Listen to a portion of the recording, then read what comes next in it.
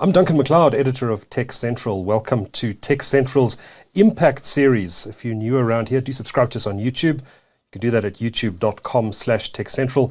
And while you're at it, why not subscribe to our daily newsletter, which you can do at techcentral.co.za/newsletter. Now, it's been a couple of years and a pandemic since I've last chatted to my two guests today. That's Rob Brown and Trevor Coetzee. It's good to see you, gents. Welcome. Yeah, thanks very much. Now, Rob, you are president and board member of CYBER1 Security in South Africa, formerly known as DRS. And Trevor, you've recently changed roles. You are now, actually, I don't know how recent it was. 3 years, but there was a pandemic in between. Pandemic in between, so what's 3 years between friends, right? You're now regional director for Sub-Saharan Africa at Palo Alto Networks.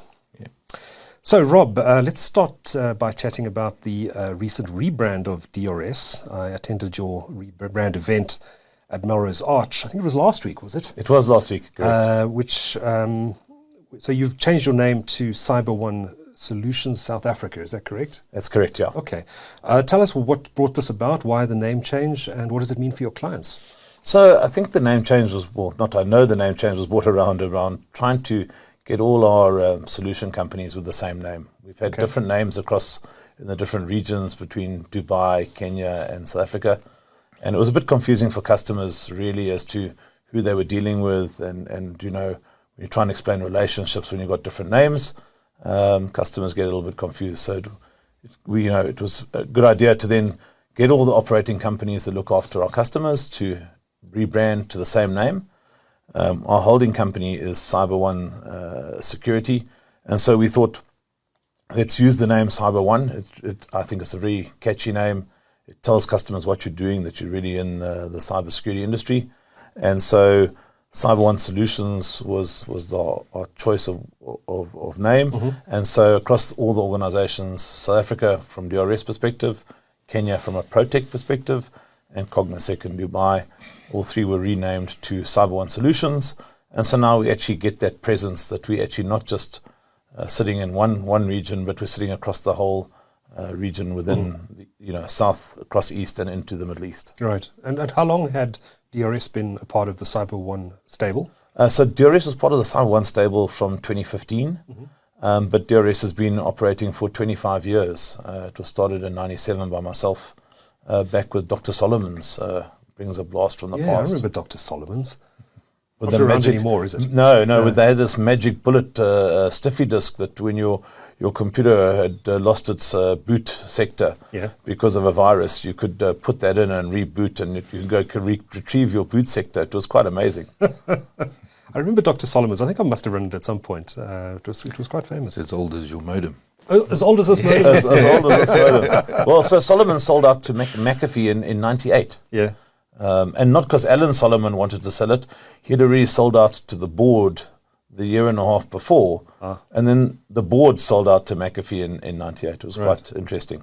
Okay. So you've seen a lot over the years, Rob, in the cyber security game business. It's been around for 25 years. That's quite an innings. Yeah, I think in cyber it is an innings because if I compare cyber to mining, the guys might have installed some new bearings in their bore mill in that 25 years, but we've changed a lot more than that. We've gone from starting on floppy disks and stiffy disks through to, lightning speed, gig internet and all that sort of stuff. And, ransomware, things that never existed 25 years ago. Yeah.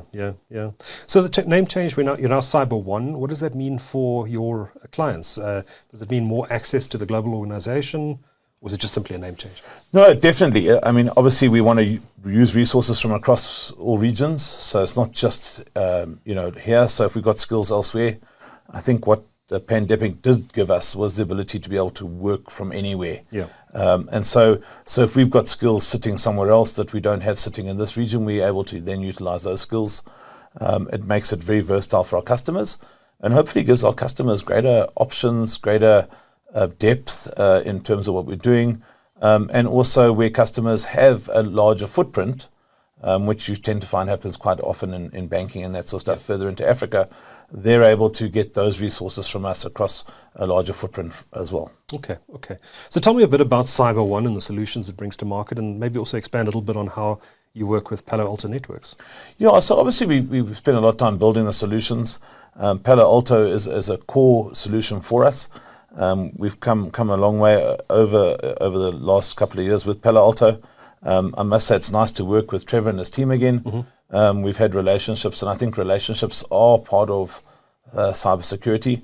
But Palo Alto, the way they've come from and where we think that they're heading to, are quite amazing as an organization. If you look at their growth over the last probably 4 or 5 years, they've acquired a lot of quite smart organizations with some smart technology, and that fits into where we're trying to go.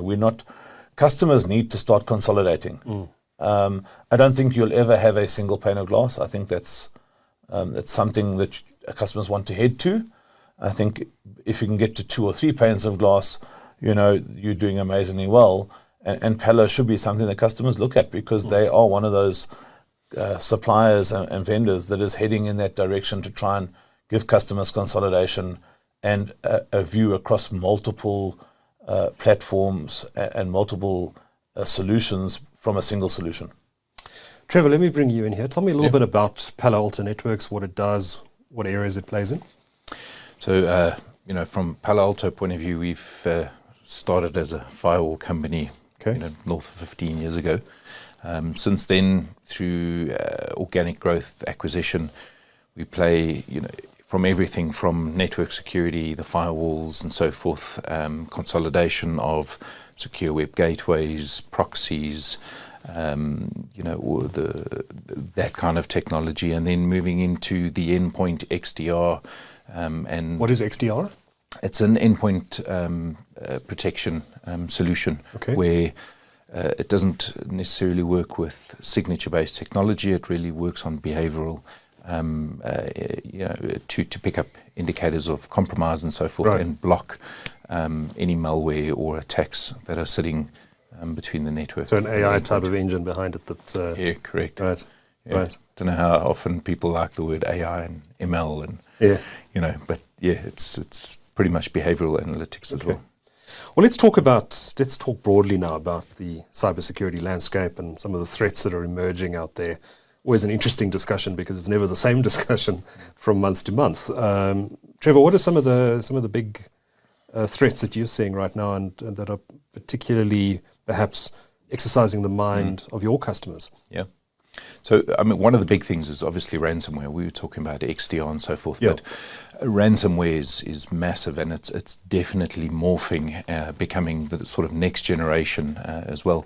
We've seen, historically it was the ability to encrypt the data and sort of mine the end consumer for whether it's Bitcoin or some kind of currency in terms of payment to release that kind of data. Right. It's morphed now, so people are moving into, the hackers, because it's all moving into not only encryption, but it's now theft of data. It's now using that for distributed denial of service attacks, as well as, if those 3 don't work, it's also the ability to publish data onto public websites and so forth. And it's been a success, making a lot of money for that industry as well. So companies are paying. Companies are paying. The average cost of a breach is $2.4 million. Average time to respond is around 37 days odd. Sure. But the average payment is around $500,000. Sure. So there's definitely money in it, and you'll start to see that syndicate through to criminal activities, because bearing in mind that now there's a plethora of options to get money out of and siphon money out of customers. How many of the ransomware incidents that take place are actually making it into the news? Is it a tiny proportion? Yeah, I don't think we're getting full stats on it. Obviously, if it's a big organization, you'll get some news of it, because there's potentially, if they're listed, they don't have options on it, and they need to divulge that. If it's banking, definitely they have to inform the regulator. But in terms of small organizations, small companies and whatever, I think we're missing a lot of stats. I think also people are still living in almost like a world thinking that they're not going to be hacked.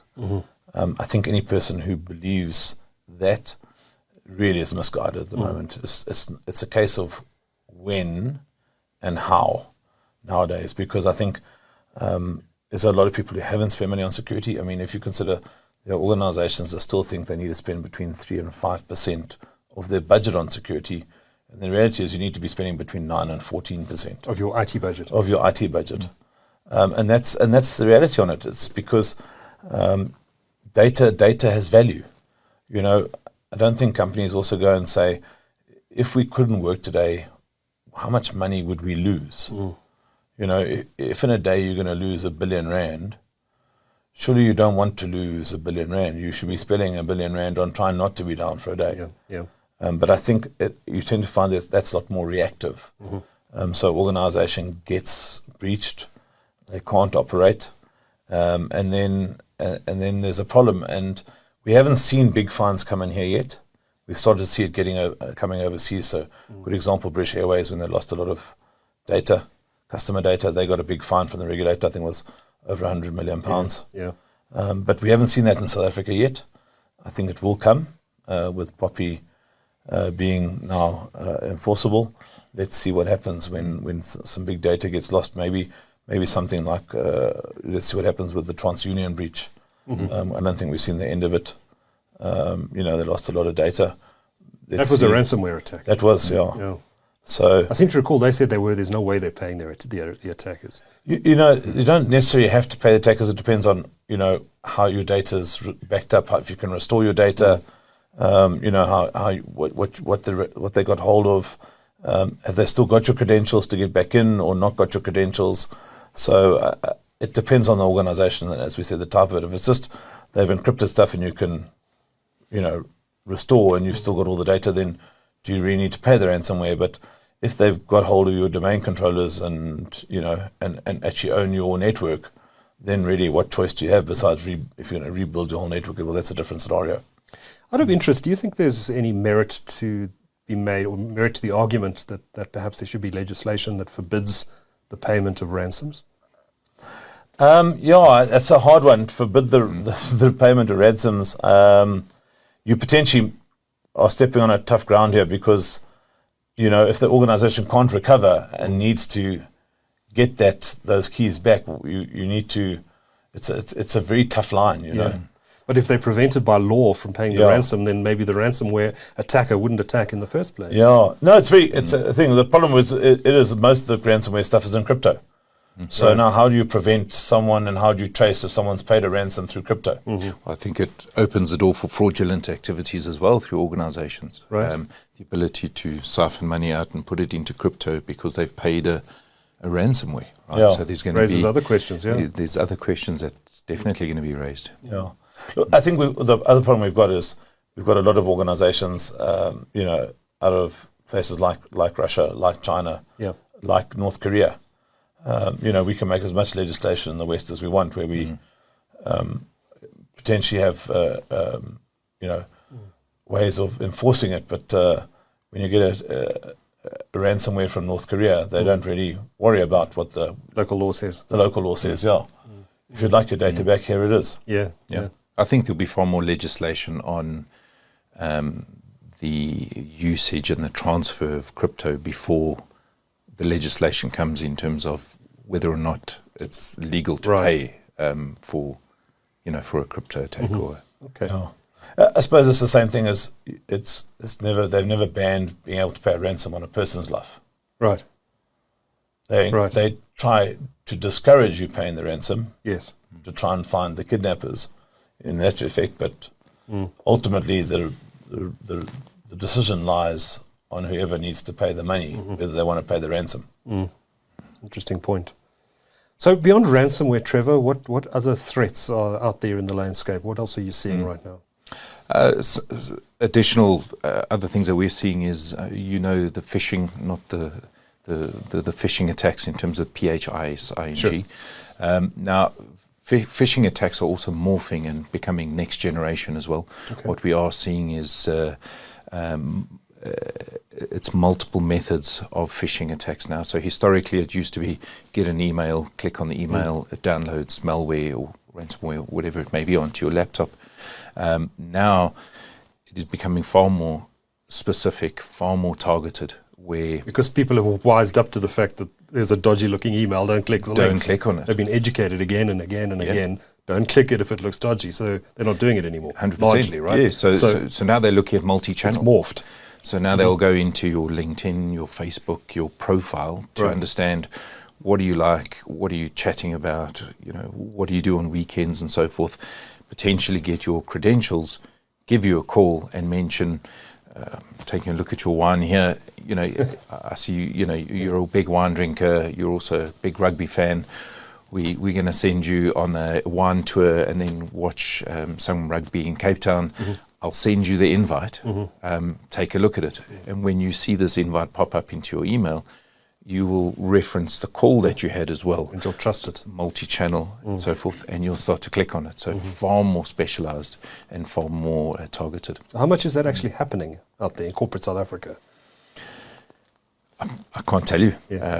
We know that this is what we're seeing. It's coming more and more. I think where it's coming down to employee education. I was going to ask: are there technological ways of fighting these sort of multi-channel phishing attempts, or is it all down to education of the end user? I think it's a mixture of everything. I think there's a technology part of it in terms of the ability to, when somebody clicks on a URL, to understand whether that's a good URL, bad URL. What is the behavior of the download? Should you be downloading it? Should it be interacting with other applications? And technology can block that. Palo Alto has the technology to do that. However, it still comes down to user education in terms of not clicking it to start. Right. So I think it's a mixture of everything. Okay. Interesting. Duncan, just to add on that point, there's the old adage that says, if it's too good to be true, it probably isn't true. I don't know how many competitions you've ever won in your life. I think I've won one. But I've been told I've won the lottery about 500 times, but I never had a ticket. Usually the Nigerian one. Right? Yeah, well, and I've received an email asking me to send in all my British pounds, and they'll send me the ones with the new head of Charles on my new things, and just post my pounds off to Nigeria. But the reality is, yes, you might receive an email, yes, you might receive a phone call, but I still think we as humans need to question. Why did I enter something that someone phoned me about that I won a competition? If I didn't enter it, why am I suddenly going, how does this random, maybe do a little bit of research before you click on the link. But what Trevor's saying is you actually can get a phone call now telling you you've won it, and that builds a sort of trust amongst the end user who thinks, well, this must be genuine. Yeah. No, and I get it. And so I'll give you an example. Probably 15 years ago, I got a phone call saying I'd won a competition. Yeah. And I said to the woman, that's impossible. I never win competitions. She said, I'll send you an email. And I received the email, and then I was still skeptical. Only I did know the organization that was awarding me, it was a reputable company that said I'd won it. It wasn't a company I'd never heard of in my life. And I think that's where we come to. We want to be a little bit, is this company, as Trevor said, reputable? Do they have so instead of clicking on the link, let me see where they say they come from. Then we go, rather just open my browser and try and do some research about that company and see if they are a genuine company. What is the domain address? What is the email address? And those sorts of things before we just click on links. Now, we were chatting before the show, and you mentioned, I think it was you, Trevor, if I'm not mistaken. Robert, may have been you, if so, please answer the question. But we were talking about capture, those little capture buttons on the web. Yes, where it was prove Trevor. It was Trevor. Prove you're a human being. And continue, but I believe the criminals have now found a way around that. Even that now. Well, that's morphing as well, right? So we're starting to see the mixture of auto and human attacks as well. Right. So you'll get a brute force, or you'll get somebody trying to get into an account, and that little capture site pops up and says, pick all the traffic lights to make sure that you are human and not a robot. And that will now get shifted over to a human to be able to do it, and then shifted back to the auto and the electronic side to continue the attack. So there's definitely ways and means to get around certain aspects of security. Wow. Where do all these attacks typically come from? I mean, you mentioned North Korea, Russia. Are those the typical markets where attacks originate? or do you see homegrown attacks here in South Africa as well? You can carry on, Trev. Yeah. Apologies if it's a tough question. No. I mean, it depends on which report. I mean, I think it comes. Sure. I think nation state. I think if we look at it, that's definitely increased. 100% growth on that side. It depends on which vertical you're looking at in terms of the tech. If you look at the shift of IT into OT attacks, and one example is the attack on Ukraine in terms of the power stations prior to the war and so forth. That is specifically targeted, coming from a specific country, making sure that you can destabilize an economy in a country prior to attack or whatever it may be. So those kind of attacks are definitely coming from a certain area, but we're seeing, not to mention a specific country or specific state or so, but it is, we're seeing everything globally coming in. I mean, South Africa is within the top 5 of attack countries in the world. Wow. Most attacked? Yes. Okay. Yeah. Okay. And do we have homegrown cyber crooks, or does it tend to be? Yeah, I think so. We have got. I mean, we don't have a lot of. I think that's one thing we're still behind on, is a lot of data in terms of Africa wide. Right. You tend to find we're starting to get more of that data now as we get more information. Okay. We know that definitely there's a couple of groups sitting up East Africa way, because we've actually found them in 1 or 2 organizations. Interesting. And actually they're doing some coding in Swahili as well, which is quite amazing. But you tend to find the guys try and stay out of countries where there is law or some way of having a go at them. So working through an Interpol or something like that. So you might find that rather sit in another African country, and I don't want to maybe be specific, but maybe where you've got less legislation, maybe like a Somalia or something like that, and it's going to be very difficult to get them. You've got internet access, and I think that is the thing nowadays. Is your criminal can be anywhere in the world. He doesn't eat, sleep, and drink at the same time as you possibly, and so it is a 24/7 job looking after this, and I think that's what all organizations need to know, is they don't switch off their networks anymore. I think in the old days, when you first started, you turned off your PC when you went home. Your PC stays on, your network stays on, everything keeps on going. And so, who's watching it, who's looking after it, and who's making sure that what's really happening on it, and things like Trevor's spoken about when we talk about XDR, it's bringing and collating all that data to see what's really happening. What's changed? Why is this moving east to west? What's going on? Should that be moving that way? Yeah. The more data we look at, and the better we are at understanding what's happening, and then being able to be more proactive instead of the old day of being reactive. Trevor, I want to come back to, you mentioned OT in the context of Ukraine, but OT is short for operational technology, right? Yep. What's the difference between OT and IT?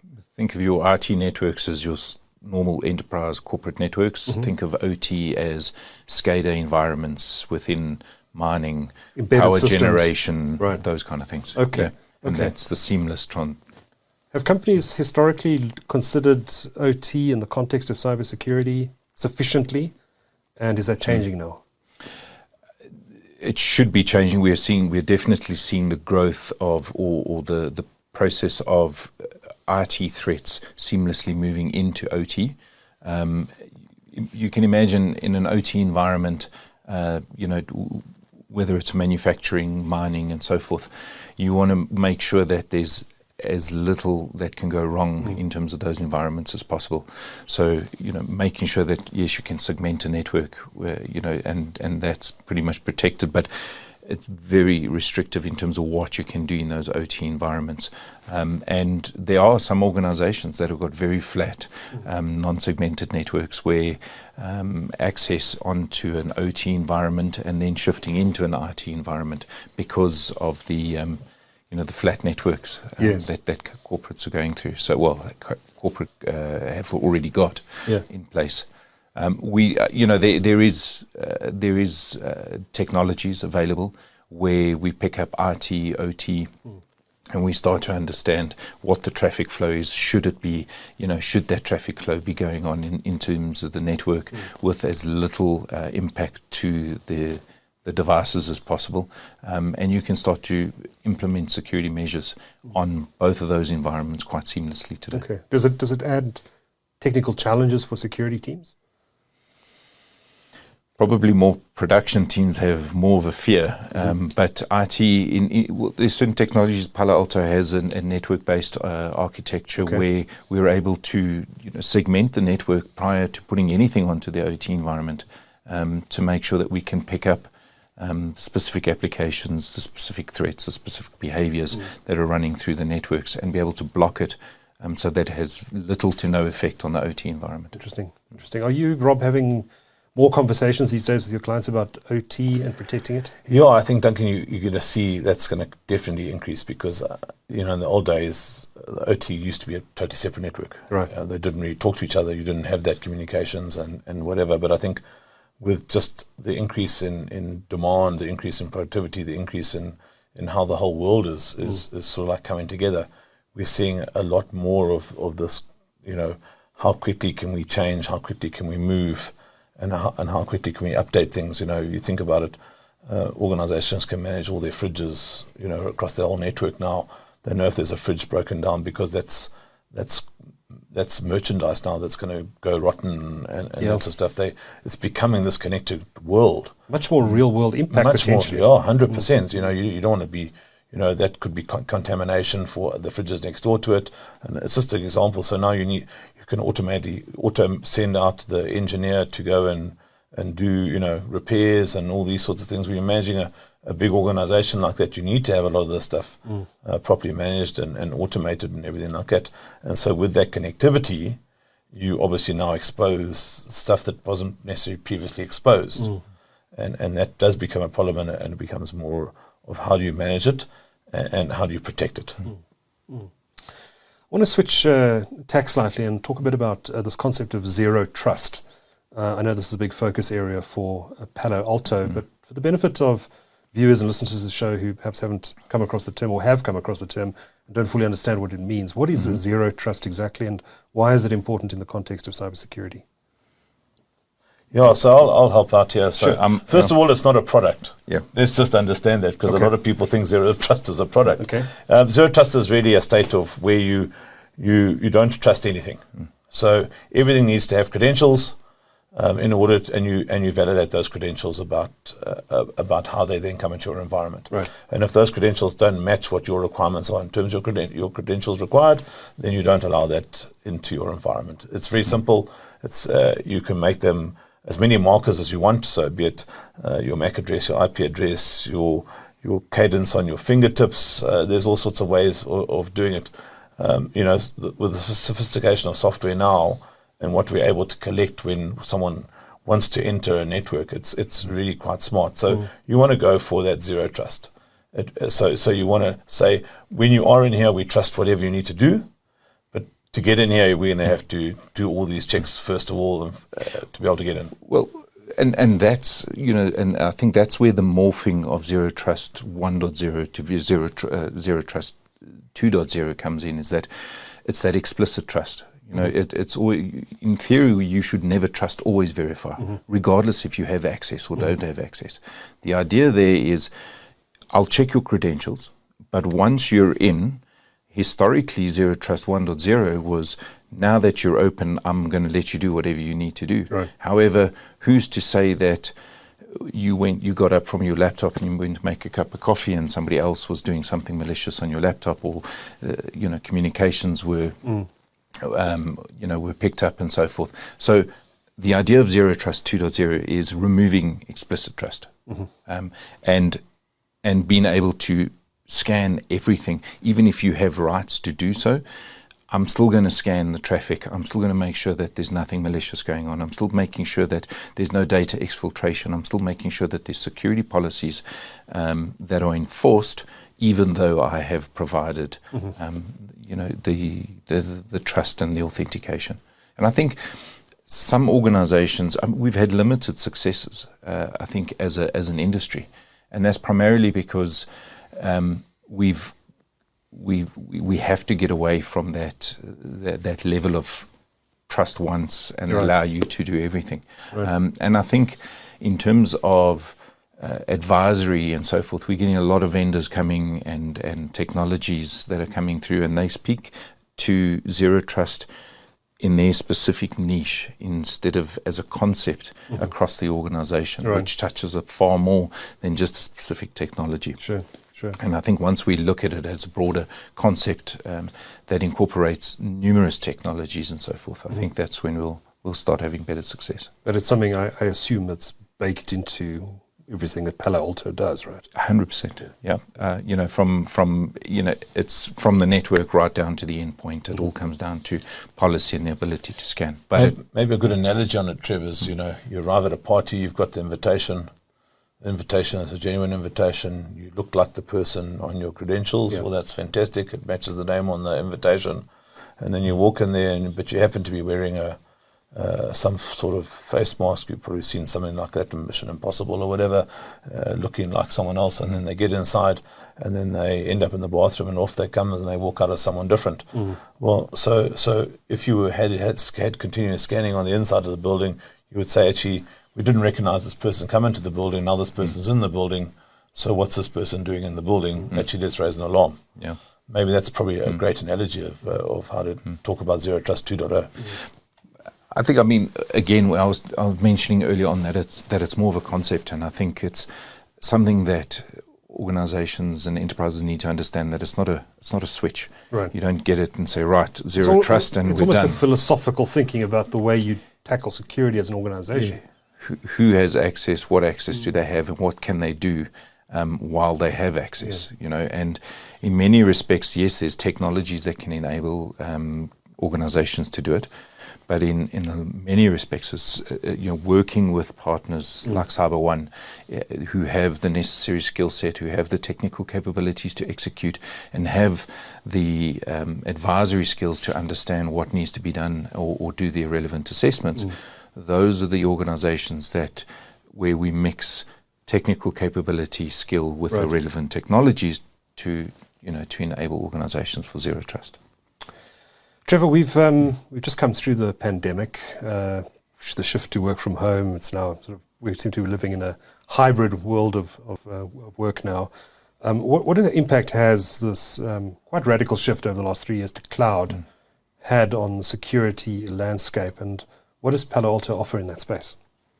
Going back to the original, we covered the network security, we covered the sort of Cortex, which is our endpoint and SOAR capabilities, but we also do have a range of technologies in Prisma Cloud, which provides a lot of technologies to protect whether it's container-based, cloud-based technologies or deployments, from vulnerabilities, from maintaining guardrails in terms of policy, as well as making sure that there is no malware and so forth within the cloud.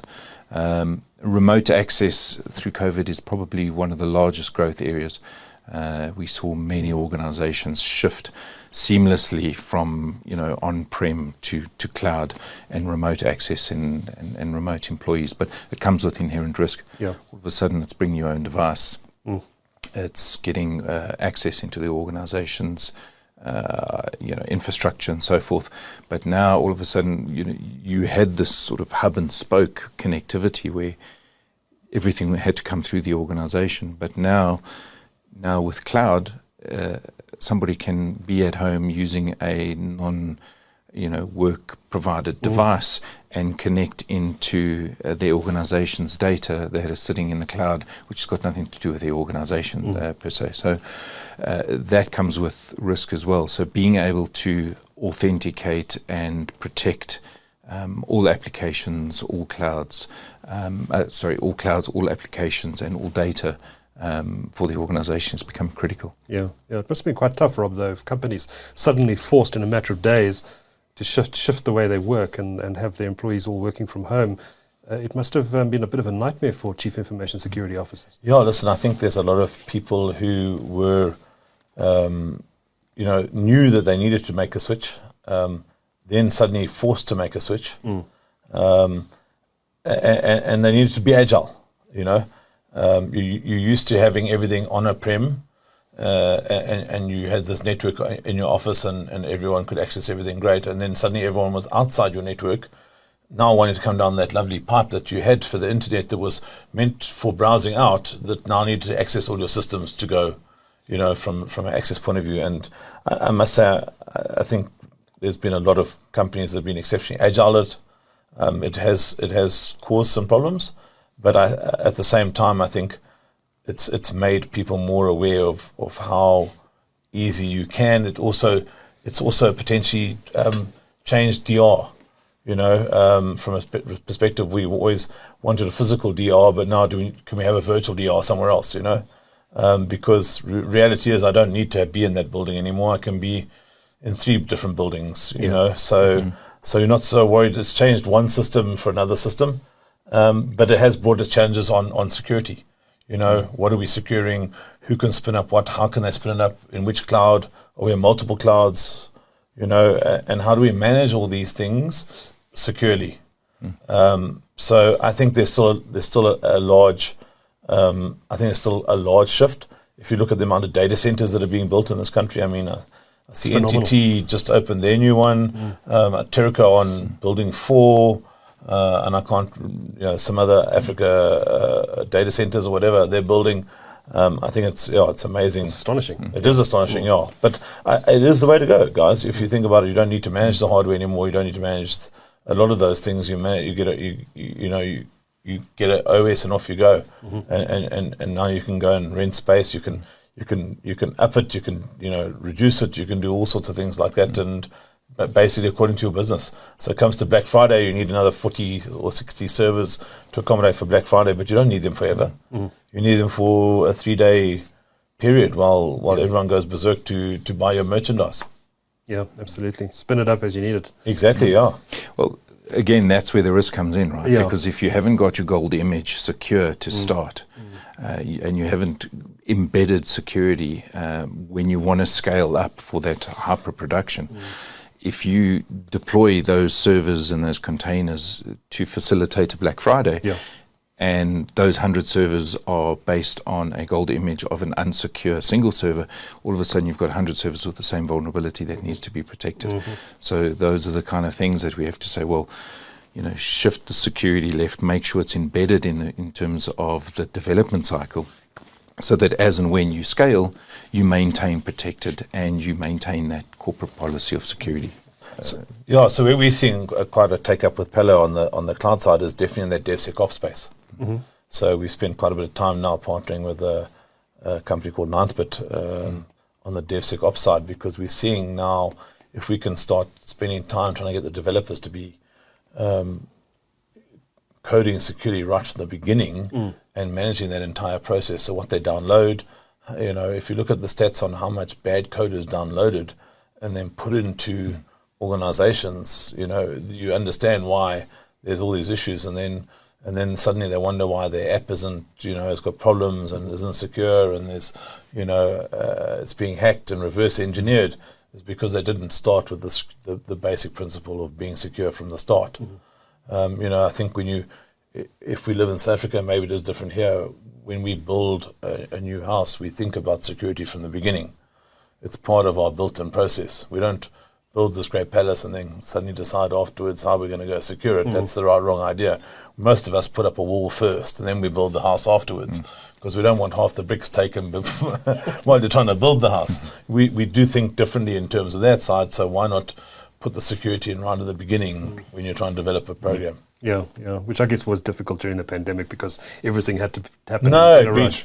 But now, lots of rules that need to be put in place. I imagine organizations have fat rule books around how they manage these processes. I think that's the problem, is they haven't got those fat rule books because this moves so quickly, Duncan. Right. Even now. Even now. So you think how quickly a new fintech spins up. Yeah. Where do they get all these rules from? They're like, no, we've got an app. I'll give you a great example. We've got a company in Kenya. They started taking orders on WhatsApp for food to the local vendors on the street to then sell to the customer. And that's how they started.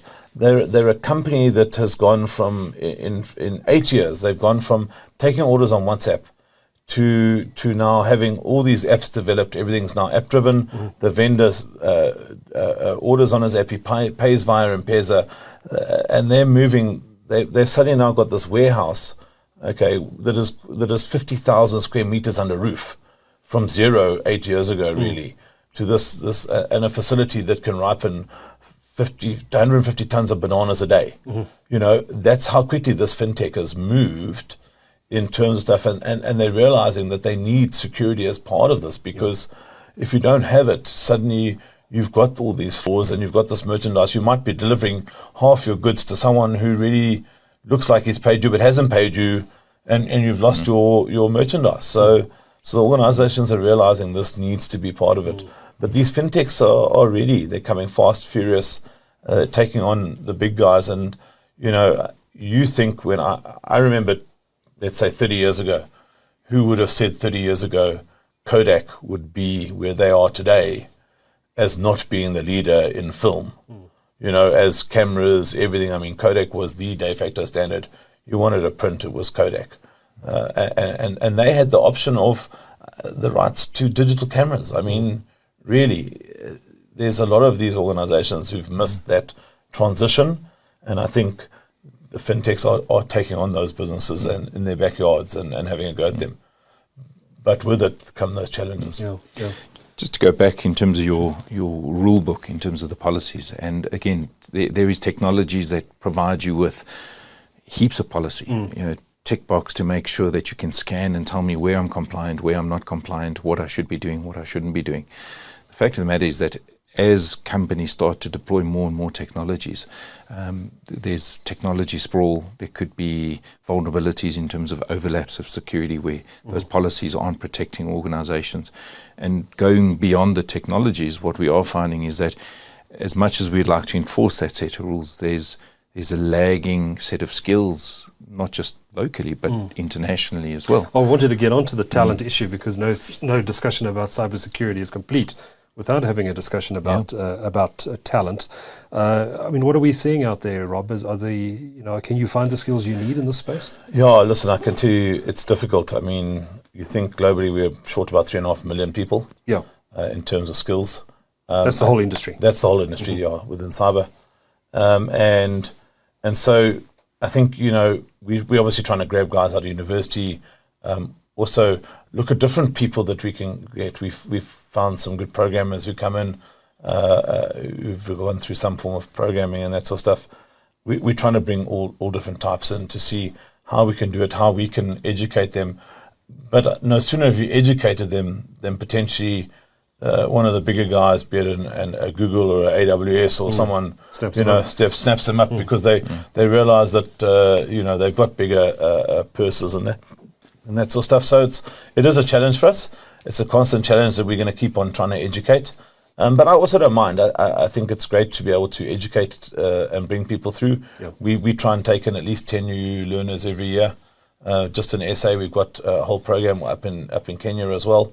And we welcome people into our environment, because the more we can train and the more we can put into either our customers or into the vendors or something like that, the better it is for us as an organization. Because they come knowing how we operate. They also come knowing a lot of the techs that we know, which is good for our customers. I think one of our customers has got almost 10 of our ex-staff members sitting in there. You know, it's nice that they've come through us, but it is a problem. I think from a technology standpoint, though, we look at it from a Palo Alto Networks point of view. Is we're saying, well, what can we do to improve that? So there's two things. There's rationalization and consolidation in terms of platform plays, where if you're using all these different products, you can imagine, we call them swivel chair management. Imagine going one console to the next console to the next console, trying to manage your security. So rationalizing that over a single platform will give you better visibility, ease of data aggregation and analysis to be able to show you what to do far quicker. So your mean time to response is far better. Over and above that, what we're looking at is how to automate more. How can we pull all this data together? How can we start to triage faster as AI and machine learning, and then give an organization an output that is far easier to understand and far quicker to deploy that security as well. So from an automation point of view and a single platform point of view, I think that's where organizations are shifting now, purely because yes, there's a rationalization of cost or consolidation of cost, so you can see a better TCO, but ultimately is how can I improve my management and my capability, doing it with less people and being able to automate certain risks that I see in the organization. How do I automate the mitigation factors? As we conclude, I must ask you, based on your answer there, where this is going. If we're going to have machine learning and AI systems fighting malware, fighting cyber crooks, are we not going to see the cyber crooks starting to adopt AI and malware? And are we not going to end up in a situation, perhaps 10 years from now, where we've got software, malware fighting malware, or anti-malware fighting malware, and the humans are kind of sitting on the sidelines watching this going on and getting increasingly out of control? I mean, is there a risk that we are setting up some sort of dystopian future here? My personal opinion is I already think that the hackers and so forth are already using AI and machine learning. Their job is, our job is to protect organizations. Their job, and they've got career laddering and they've got their jobs as well to do. Their job is to do the exact same thing to get past us. So they'll use as much technology as we've got, to break up already. Yeah, Duncan, I think you think about it. So if you consider that, say, cybercrime by 2025 will be $11.5 trillion business. What? Yeah, that's a lot of money. So they must be able to afford some really smart tools, or make some really smart tools, or have some really smart equipment. Not in that we're heading towards quantum computing. Now that brings a whole different level in terms of the power and the resource you've got to be able to do attacks that were never done before. Passwords become meaningless. Well, yeah. AES encryption becomes meaningless. Yeah, I mean, you start thinking of it that way. So, 256 algorithm doesn't last. You need to be going to, something very different, 1024 or even higher, 2560 in terms of your algorithm because of quantum computing. So everything's getting smarter, everything's getting faster. And so really, where are we heading? It's going to be very interesting to see how we navigate this landscape. But I can tell you, as we say in our industry, change is constant. That's the only constant we have. Is it's going to change, and it's going to change fast. But yeah, the criminals really are getting sophisticated. With that amount of money on the table, you don't blame them. They always say crime doesn't pay, but I think at the moment there's a lot of guys making a lot of money. Yeah. You're right. I think in 25 years' time, the landscape in the business that you guys operate in is going to look as radically different as it did if you go back to 1997 in the days of Dr. Solomon's and Stiffy disks. I think you're both going to be incredibly busy over the next... Hopefully, Duncan, in 25 years, you and I are sitting on a porch somewhere with a proper fishing rod, having a beer, not worrying about this stuff. Absolutely. Guys, thanks for a great discussion. Rob Brown is a president and board member of CYBER1 Security, and Trevor Coetzee is a regional director for Sub-Saharan Africa region at Palo Alto Networks. Thanks very much. Thank you.